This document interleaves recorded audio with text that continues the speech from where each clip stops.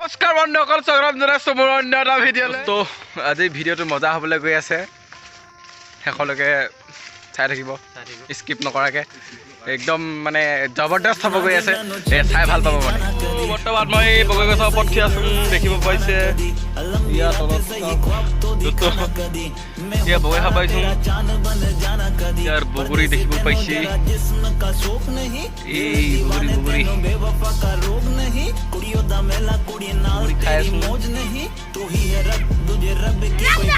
পকা বগৰী বগৰী ধুনীয়া।